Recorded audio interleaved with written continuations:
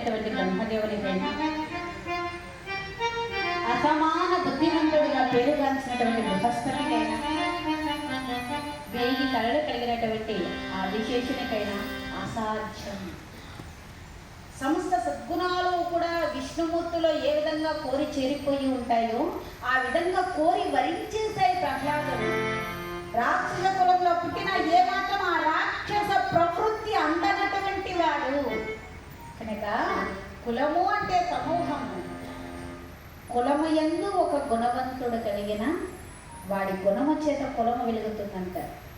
కనుక ఏది ఇందులో ఉన్నవాడు ఇలాగే ఉంటాడని చెప్పి ఎప్పుడు కూడా మాట్లాడకూడదు.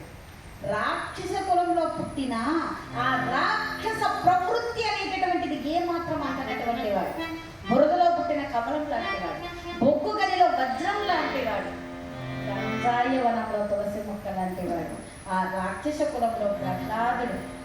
సమస్త ప్రాణులను తనతో సమానంగా చూస్తాడు, ఏ ప్రాణిని హింసించడు. పెద్దవాళ్ళను చూస్తే వినయంగా నమస్కరిస్తాడు, అన్యకాంతలను చూస్తే తల్లితో సమానంగా భావించి పక్కకు వెళతాడు.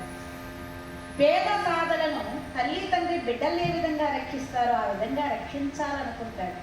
స్నేహితులను సోదరులతో సమానంగా చూస్తాడు.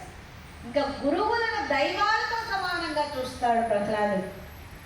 ఎలా ఉన్నాడు చిన్ననాటి నుండి ప్రహ్లాదుడు అంటే,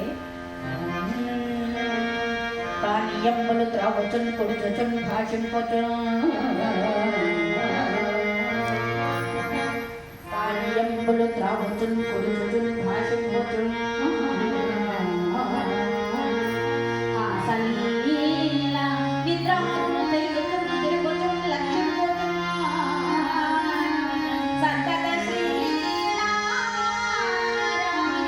పాదపద్మయుగలి చింతామృత స్వాద సంధానుండై, మరచన్ సురారిసుడే కన్నిశ్రమంబువరా,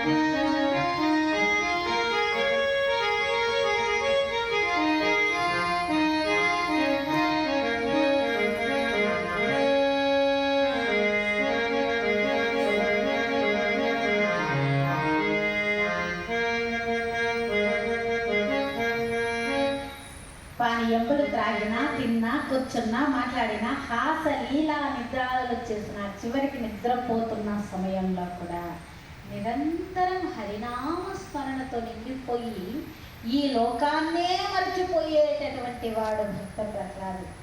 నిరంతరం భగవన్నామం, నిరంతరం ఆ హరినామ స్మరణి ఒక్కడొక చోట కూర్చొని నామస్మరణ చేసుకుంటూ ఉంటాడు.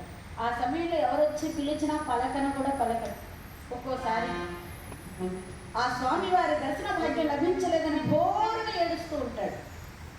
ఆయన తన ముందు ఆడినట్లు అనిపించిందా, ఎవరన్నా ఆడుకుందాం రా అని చెప్పి పిలిస్తే వాళ్ళతో వెళ్ళి ఆడడు. ఆయన తనతో మాట్లాడినట్లు అనిపించిందా, ఎవరన్నా పిలిచినా పలకడు. ఒక్కోసారి ఆయన దర్శన భాగ్యం లేదని ఏడుస్తూ ఉంటాడు. ఒక్కొక్కసారి విష్ణుడింతే కానీ వేరు కాదని చెప్పి పగలబడి నవ్వుతూ ఉంటాడు. ఒకడే మౌనంగా ఉండిపోతాడు, ఒకడే నవ్వుకుంటూ ఉంటాడు, ఒకడే మాట్లాడుకుంటూ ఉంటాడు. ఇవన్నీ చూశాడండి ఎవరు, హిరణ్యకశ్యపుడు. ఏమిటి వీడు రోజు రోజుకు పిచ్చివాడిలాగా తయారవుతున్నాడే అనుకున్నాడు. ఎందుకంటే ఆయన మన జాతి వాడు కనుక.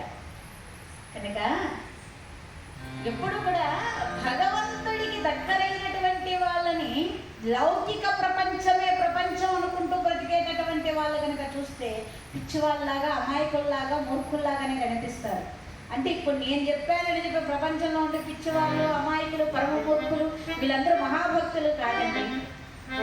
అటువంటి వాళ్ళలో కూడా మహానుభావులు ఉంటారు. రామకృష్ణ పరమహంస అంతటి వాడిని పిచ్చివాడండి లోకం.